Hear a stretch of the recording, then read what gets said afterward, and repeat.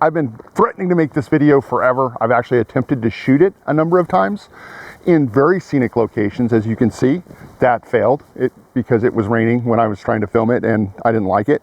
So it's about to rain now. It's sunshiny with rain. Welcome to the spring in Oregon, especially on Mount Hood. Anywho's, we're going to do a quick rundown of some of the modifications to this Casita. I'm going to attempt to make this video as concise as possible, maybe point out a couple flaws if you're looking at an older model Casita to purchase, mainly to do with the finish. Obviously mine has kind of a chalky, although I've kind of it's got rain on it now, but it's waxed and all that stuff. But let's run through some of the mods that I have done to this 1990 Casita Spirit Deluxe. So it is the 17-foot model.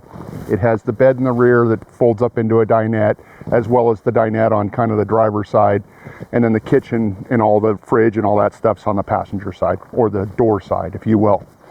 So what have I done to this thing? And I always forget stuff, so bear with me. I'm going to try to be as brief as I can, but I have hacked and marginally improved this thing in a number of ways.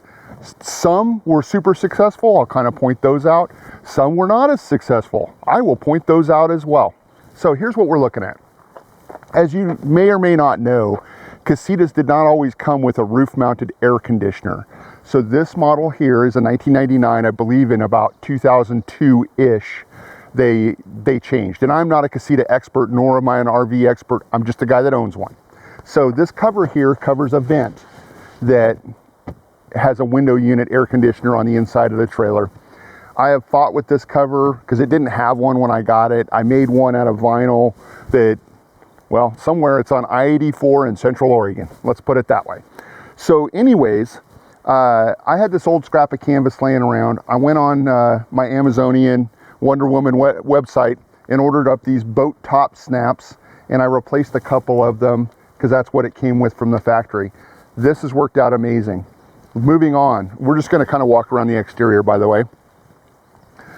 Very shortly after buying the trailer, I installed this, what is this thing called?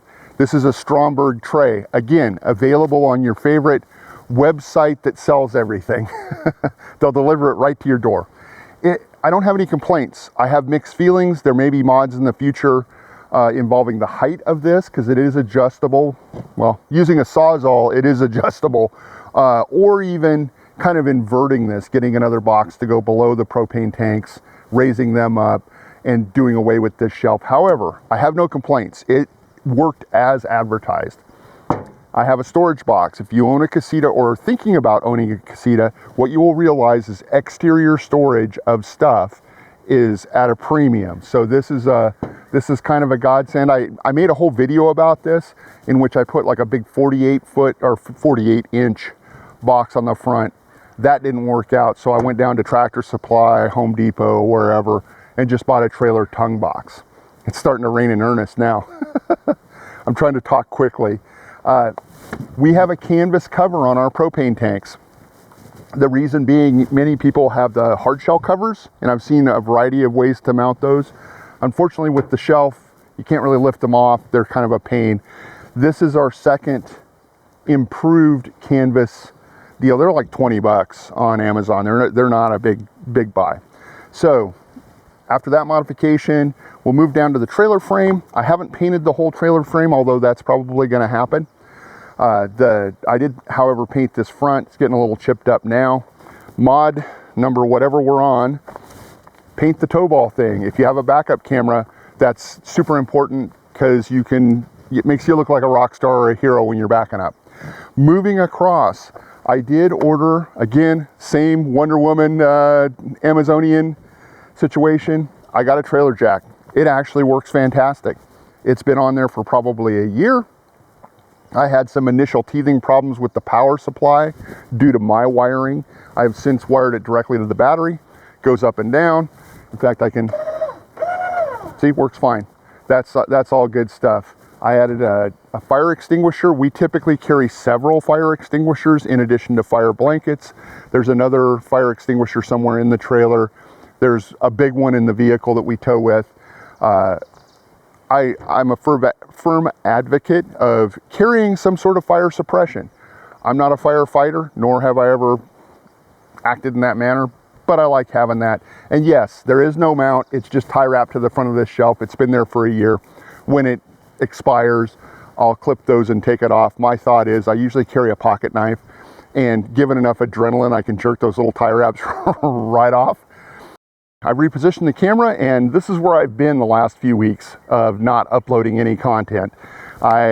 The kids and I repainted the house, and that's a whole different story, and it's pretty marginal. It looks great from this view. That's why I'm shooting it this way. However, it turned out better than I expected, so that's what I've been up to. Try painting your own house sometime. You guys are in the far off distance to get as big a view as we can of the trailer.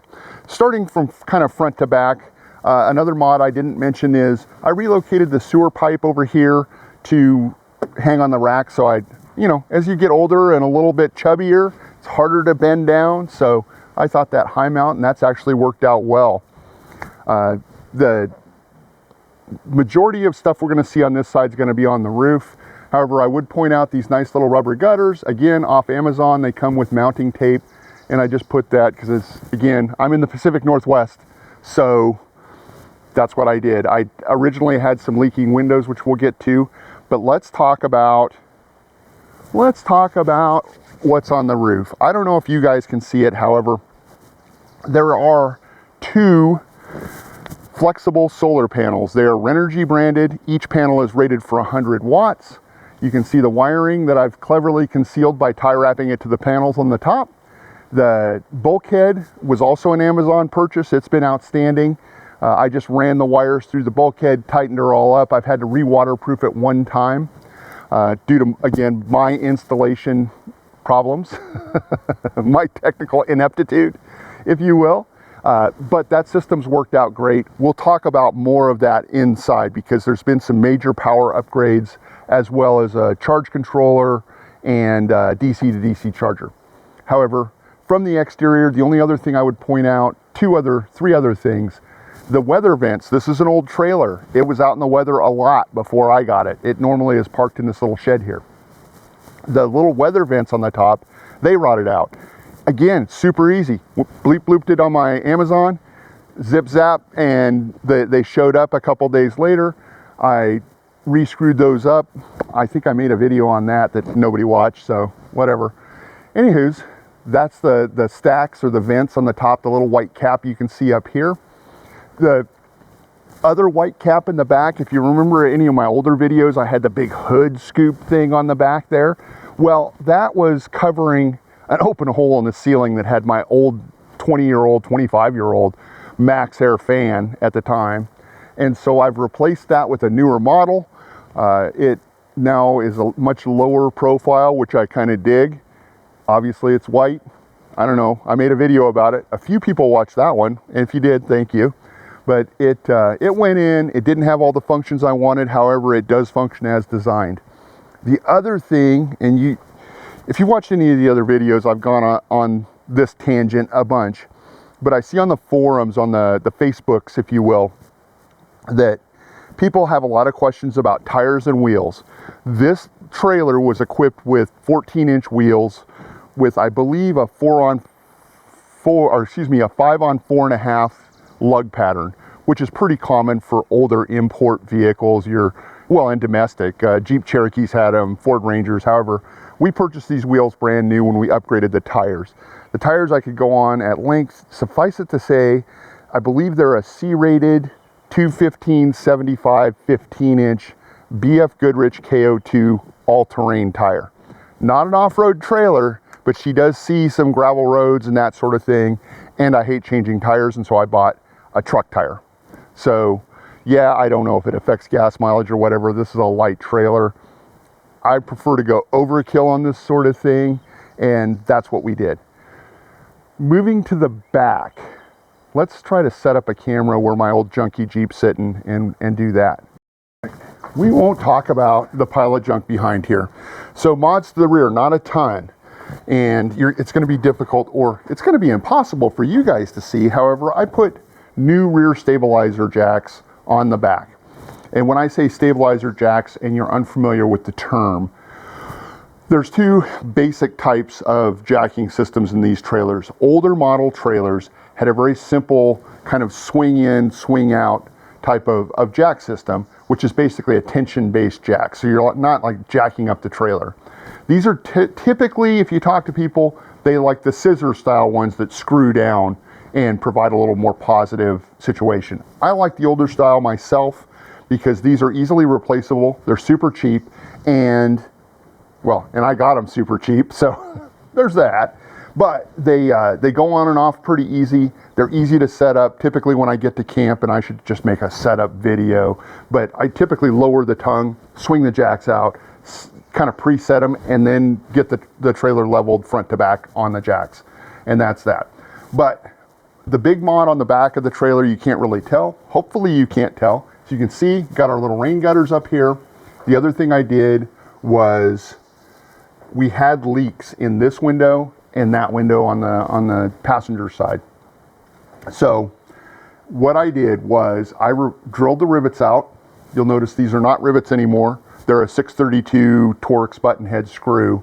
And I removed the window. I put new tape in there, sealed it all up, and then I used the stainless steel hardware to kind of remount the window, and we're kind of off to the races. I put a little skim of caulking you can't see up on the top, again, as to further aid the situation on keeping the windows sealed up here in the Pacific Northwest. I've slowly been going around and kind of resealing any number of really gooey, ucky situations on the trailer, but I haven't completed them all, obviously. That's kind of it for the back. Again, I resealed the windows. I'm looking around. I put this handy dandy rope. I don't know if I'm in frame, but that hooks to the awning, which we're going to talk about. We're going to go to the side where all the action happened on the exterior of this trailer. It is a cool modification. It's far exceeded my expectations, and bar none, it's the thing I get asked about or talk about the most when I attend a fiberglass rally, which is the awning. And let's get around to that. All right, we're here on the passenger side. This is where all the action happens, right? This is your camping side. There's a few upgrades I've made to this side. The biggest one by far is this OVS, Overland Vehicle Systems, 180 degree batwing awning. It is, it's kind of a game changer. It extends, and I'll see if I can't dig up some footage, but I'm not gonna get it out right now. I think it'd swing and hit the shop, but basically you unzip this bag and it comes out like that. So having attended 3 or 4 rallies this year, it's obviously unusual. In interest of full transparency, if this unit, again, this was old, it's been through a lot of owners. If this had the factory awning on it when I purchased the trailer, this would have never gotten on. This was a cost-effective way to use a system that I'm familiar with personally, but it's really been cool. It's more wind resistant than the factory awning. It's certainly more weatherproof than the factory awning, and it's much larger than the factory awning. That being said, I had to do some fabrication and mounting and that sort of thing. I basically took the factory Fiamma mounting surfaces, which were still attached to the trailer and are today, and repurposed those using some Unistrut. I made a series of videos on that, so check out my kind of Casita playlist. Speaking of the playlist, I'm gonna start going back in and deleting, or not deleting, moving. I've created a camping playlist, which I'm gonna start putting those videos, because up until now, my Casita content has either been DIY projects on the trailer and camping, all kind of in the same playlist. I think I'm gonna try to move some of those videos over. That being said, you can see again, stainless steel hardware on this specific window. Obviously my decals are in fine condition. Don't look at that hole right there. We've done a few improvements, as you can see. There is the bottom of a Coke can or something taped to the hub. I popped off one of the little, I was servicing the bearings and I must not have got the little rubber buddy bearing situation fully installed there. So that's on my to-do list. You can see we're using these leveling blocks. I forget what they're called. For this simple trailer, they're sufficient. I've never run into a situation where that little rampy thing didn't work out just fine. I'm looking around here real quick. You can see the other vent from the bathroom kind of up on the top of the trailer right there. It's been fine. And you can also see kind of the rinky-dink light I put up there. I just did a factory replacement light. No big deal. It's, I think we're done here on this side of the trailer. I've got some setup to do. We're gonna go inside the trailer now. Oh, you know what? I promised you some stuff to look out for. Let's look for some crazing. If you can see right along here, there's like these little microscopic cracks. And there's a number of locations around the trailer. I think you might be able to see it over here better. I'm trying to get the camera to focus on that stuff. But right here where my finger is, there's little cracks in the fiberglass. And that, so the paint on a fiberglass trailer is gel coat, like a boat. And I've watched a bunch of videos on how to repair crazing. I'm not crazy about how to repair crazing, so that's to be a battle I fight in the future. But if you're looking to purchase one of these trailers, and especially if it's an older one, this is the sort of telltale thing that I would look for, because it's going to be difficult to repair and or just, in my case, ignore. So be on the lookout for some sorts of that sort of activity. There's a couple spots on the roof that I've noticed, as well as this is probably the most egregious of the crazing. Again, crazing is just a fancy body guy term or boat guy term for these little micro cracks. Doesn't affect the strength of the unit that I'm aware of. It's just the paint has cracked. And since it's gel coat paint, people Dremel out those cracks, which as you can see is, I'm not going to do that. So we'll figure out something. Maybe we'll bed liner it. I don't know. We're packed up to go on a trip. Do we have a trip planned? Nope. But this is kind of how we keep it stored. This is a camping chair. This is a random Columbia blanket that we purchased at Costco recently. We haven't really figured out how to use. But I thought I'd come inside here because there's been a lot of changes in here over the, I guess, 2 or 3 years of ownership we've had the trailer. So going from the back of the trailer to the front, I'm gonna have to reposition the camera a couple times to do this, so just bear with me. I'll try to be as short as I possibly can, which I'm fairly short. So you want to buy a Casita, or you own a Casita, or whatever. I would buy, because, well, I've got a whole theory on how to buy RVs, and maybe I'll make a video about that. Let's just stick to this thing. Anyway, let's talk about the mods at the rear of the trailer. The biggest mod we've made at the rear of the trailer that I can disclose is the mattress. We have a typical IKEA, I think it's a 5-inch foam, memory foam-ish mattress. I also made a video on that. It's super easy. These are just a full-size mattress, kind of with the corners knocked off. So if you're like me and you have a utility knife, you can cut through the lining and then take another sharp knife and trim the edges, like a razor knife, and trim the edges and then kind of stitch it all back together. And voila, you have a new mattress. We no longer carry the dinette cushions. Obviously, if you're familiar with these trailers, they come in a couple different setups. Ours is the one with the rear bed, rear dinette. It'll comfortably, when it's folded out, will comfortably seat 4 adults. No big deal. We never use it. You're sitting on the dinette, the other dinette right now, and that's typically where Dana and I eat. The other mods that will become apparent is, maybe you guys can see this, but this is a blackout blind. This is just a residential blind we had custom cut from Home Depot, and they cost you hundreds of dollars to outfit. I think it was $300 or $400 to get all the blinds in the trailer. Again, this is one of those mods that if it had come with them, I never would have replaced it, if you get what I'm putting down. Because these, while I liked them, and while they were pretty easy to install, at the end of the day, I just mounted them up here to the bottom of this fiberglass cabinet. It's money I could have saved. So I didn't have blinds, and that'll be kind of a reoccurring theme in this video, is many of the mods I've made have been to address problems from prior owners, or trying to undo what other guys have done, or gals have done.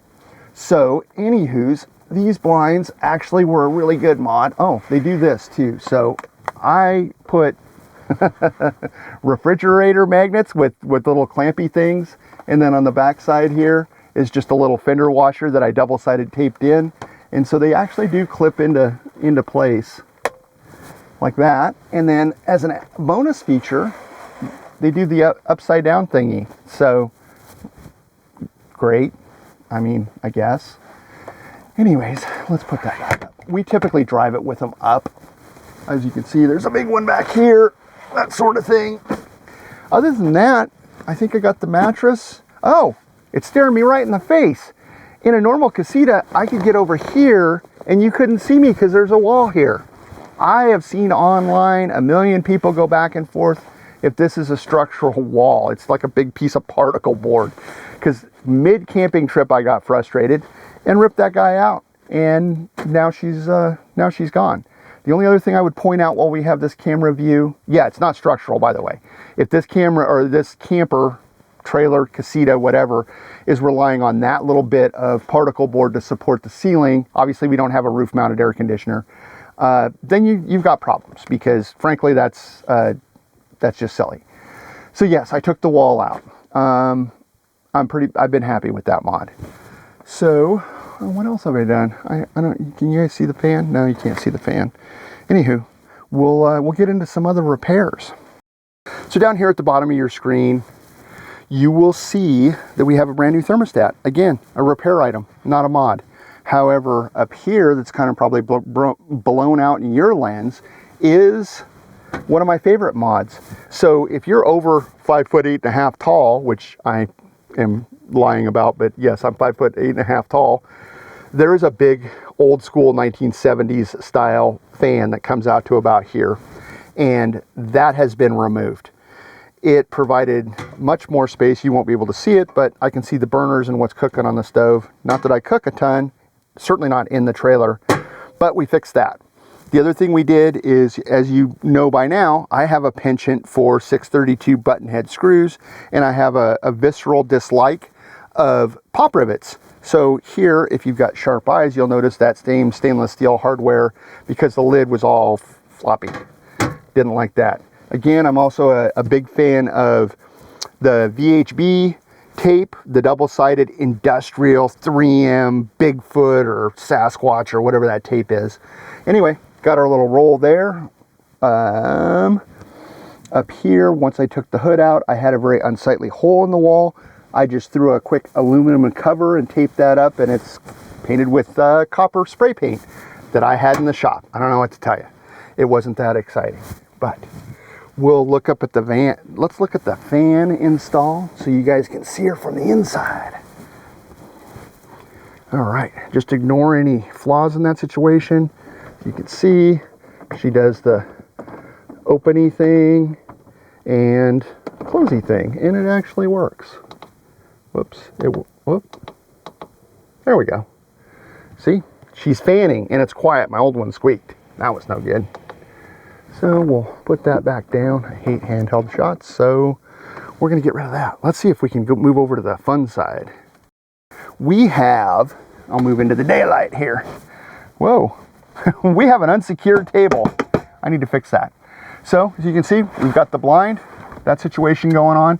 The cool thing up here, and again, this goes back to me trying to repair what other people had done. A prior owner had removed the fiberglass shelf that normally, or cabinet that goes above my head here. That provided me with an opportunity. Well, if we still had the fiberglass shelf, if you have a fiberglass cabinet in yours over the dinette, leave it in. Don't remove it. But, well, and good luck finding one on Facebook Marketplace, because believe me, I have tried. So, anywho's, we've got a wire shelf that miraculously I didn't even have to cut. I just bought this at, I don't know, Lowe's, Home Depot, one of those deals. These things here, these little totes, are now zip tied down from below where you can't see them, so they look pretty clean. They provide us with storage, and they're aesthetically pleasing to me, maybe not to you. Again, if you've got the factory cabinet, don't take it out, leave it in. However, if some person owned your trailer like mine, or 4 or 5 other people, and one of those people took it out, then feel free to zip down to the Home Depot or Lowe's or one of those and just buy, like this would go in a laundry room, I think. She's kind of secure in there. It's been working so far. We've used it camping multiple times and it seems to be pretty good. The other cool thing, in fact, you probably can see it but don't even realize, is right here in front of me and over my head is another Amazonian purchase. So you can get a 5-pack. This is a year ago, so I don't really remember. I think it was a pack of 5 lights that are actually designed to be LED lights, like from the factory, versus those little bulbs you get to refit your factory ones, which I've had kind of marginal success with. However, these lights are awesome. They throw a ton of light. They've been totally reliable. Again, I've had them for probably a year. Easy to mount. In this case, they're just zip tied up here because you can't see it. But they come with mounting hardware. Super easy to wire in. They're a cool addition and they provide a ton of light. What else have I done in here? In addition to the shelf, we recently put up, some of this stuff I can't even see if it's in frame, but you'll notice the cool little teardrop camper thing, hooky thing. You can buy those from Camping World or Walmart or a variety of locations. And if you have a little death wheel grinder cutter thing, they're made to go on a much thicker door than this. So there was some pliers and some zip wheeling and that sort of thing. But again, super cool addition. They're in there good. They're not going anywhere. I'm looking around at other things that I have modified. You can't see it, but the factory heater when we bought this trailer, so there's a furnace, kind of that side of the screen. There's a factory furnace that's under the stove on the cabinet, and it did not have a cover. Fun fact, I don't know if it's because Casita still sells trailers built like they did in 1999, which is not a bad thing in my opinion. No criticism here, but you can contact Casita and they'll send you out a brand new cover. And so I installed that. It's worked out perfect, other than the 40 or 50 holes that somebody else drilled in the fiberglass that I have yet to repair, but I just try not to look at those. What have we got here? What have I focused you in on? As you can see, I've removed the dinette so that we can access this little cubby thing. So if you're in the trailer game, RV game, whatever game, it is a situation, just disregard the missing cover here because nobody worries about that. But what we're looking at should be in the center of your screen. Let's flip my little flippy screen, YouTube guy. Anyway, I have a Renogy MPPT solar charge controller, which is connected to those solar panels on the roof. Additionally, it is a 30 amp DC to DC charger. So basically it takes 2 components and rolls them into one, and we all know how well that works. Typically not well at all. However, this is performed beyond my expectations. I mounted it on the exterior here. So, and it's Bluetooth monitorable as well. I have an app on my phone that I can see the voltage. Additionally, this generates a little bit of heat. Not a ton, just a little bit, just a smidge. And so it does have some cooling fans back here that I'm playing musically right in front of you like that. Anyway, so I have the Renogy charge controller here on the back side. The other thing is this little green light thing is the Bluetooth thing. Of course, you have to buy it separately. And this deal that I am seated on is just a fiberglass deal. Down here at the bottom, there's screws that screw into wood and kind of hold this whole contraption into place. I want to say there's 6 or 8 screws to remove this whole seat. The reason you want to know that is the battery compartment on a Casita. Let me reposition you guys. So the reason this should be a big deal for you is the battery compartment on all these trailers, I think to this day, are relatively small. So they basically, you can have a small car battery in there, which I think is about, I don't know, maybe 25 amp hours, which camping off grid, which is kind of our MO, is totally fine. It lasted for 3 or 4 days, and typically we don't spend more than a week or 10 days in a spot. And so in normal circumstances, that is fine, because again, with the charge controller, as soon as we hook the car up, we have a 4Runner. It charges 30 amps into this battery, and the cool thing about lithium batteries is they take a lot of amps quickly, or they recharge very quickly. we're getting into the elephant in the room now. I got to figure out a way to show you guys, but where I am sitting right under my butt is a 200 amp hour battery. Again, Amazonian, all this stuff came off Amazon. I mean, I did some research, but let's be honest, I just clicked and it showed up and we were all happy. And this is pre-tariff stuff. So I want to say the battery was $400 or $500 on sale. I'm not a lithium battery expert, so I don't know if it's lithium phosphate, lithium uranium, what the mix is. It is a lithium battery. It has performed flawlessly. We've never lost power, never even got down on volts. And I can talk a little bit about that and kind of how the electrics are set up in here, because I've had my hands on all of it. So, and we haven't burnt up, which is great, you know, right? We didn't burn up in a little fiberglass coffin. So anyway, let's take a look at the battery, because it's going to be a little bit difficult to see. So what we're looking at here in this little spaghetti, trust me, this is more organized than it appears. But right here between the edge of this cabinet, if you can see that, and this fender well, which is what this carpet is covering, is the red dodo lithium battery. It's like the full width of this cabinet and like the width of a car battery, or it's like the length of 2 car batteries, the width of a single car battery. You'll notice my professional wiring, not professional at all. I do have fuses in here. In my mind, that'll help me not catch on fire.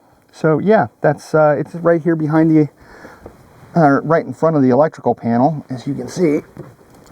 We'll open that up. Oh, that's a better view.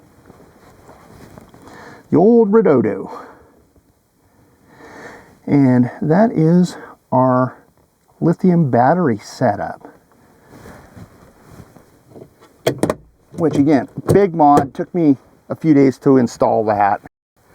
We have the bathroom. This is a brand new sink. If you have an old Casita, it's probably all yellowed and cracked like ours was. Well, actually it's a new faucet too. But anyway, getting back to this, rather than pop rivet this back in, I feel pretty proud of this one. This is just VHB tape behind here. Again, that super strong double-sided waterproof impregnable tape is holding our little sink. The cool thing about the sink is Dana found that Scamp and Casita use a very similar sink setup, meaning a corner sink that's made out of cheesy plastic.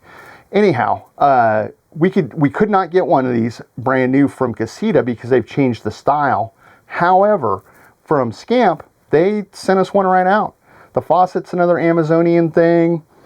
That little cover thing on the bottom, I'm not sure, that's a Dana edition.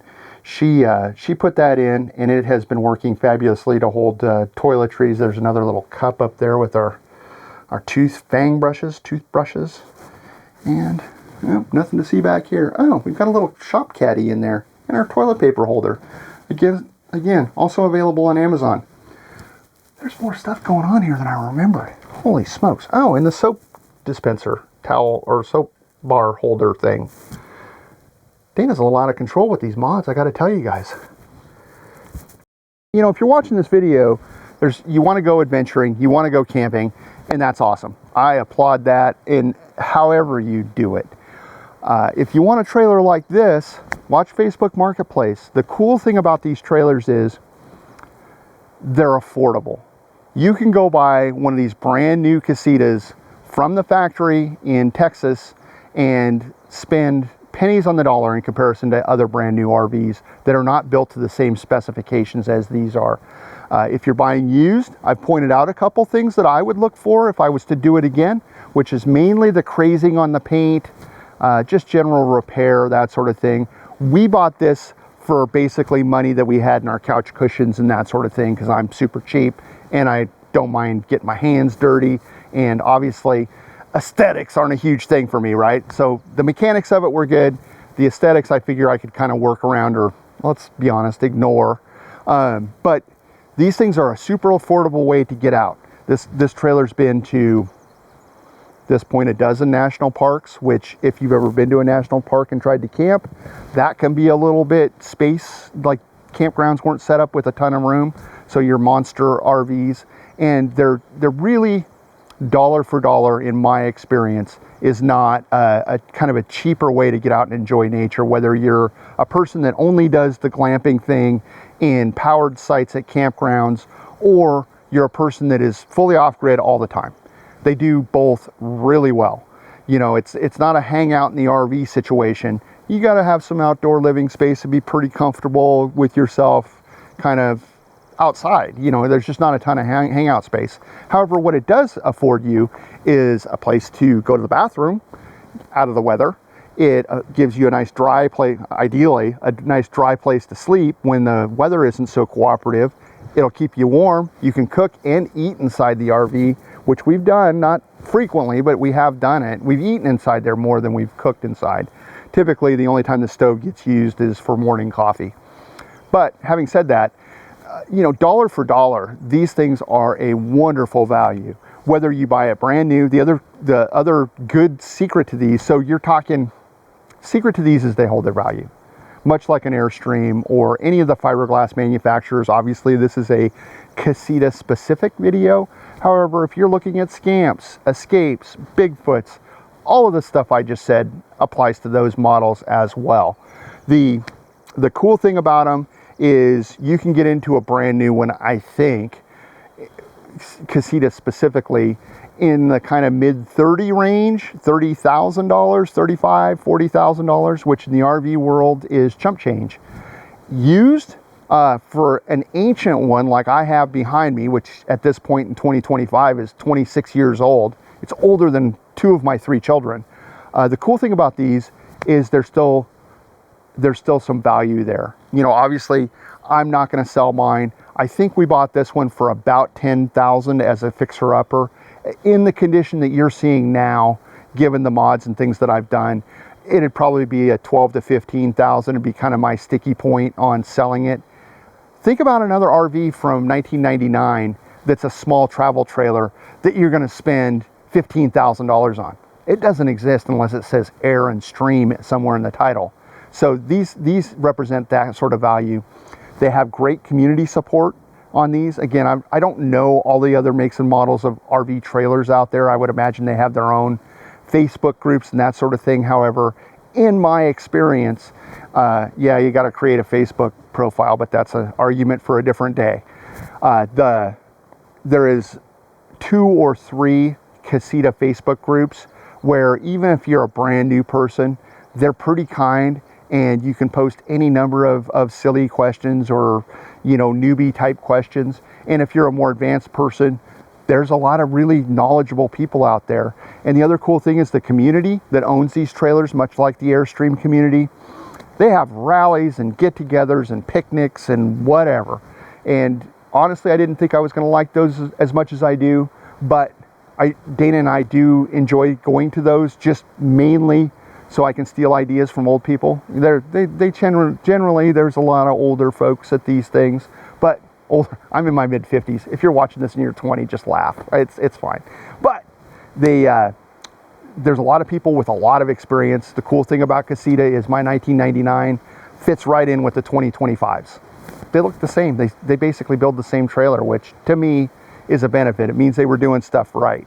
These things, again, they're built out of fiberglass. They're awesome. I hope you enjoyed kind of my little tour of this situation. I got a bunch of other work to do today, so I'm going to cut this off. I realize this was a marginal walk around of the improvements and repairs I've made to this trailer, and hopefully by providing this little tour of my little nest here, that you'll have gleaned something. And please feel free to, you know, doot in the comments and give me any criticism you want. But this is a walk around of my Casita, or our Casita. Technically I'm married, so, and I travel with my wife, so it's our Casita. Anyway, our little trailer. And again, I enjoyed making the video. I hope you enjoyed watching it. We'll see you soon. Again, stick around. I'm always up to something fairly marginal. So if you have low expectations, this is your spot. Oh, it's barely even. Looks like we're recording. All right, I've been threatening to make this video. I've repositioned the camera, and this is where I've been the last few weeks of not uploading any content.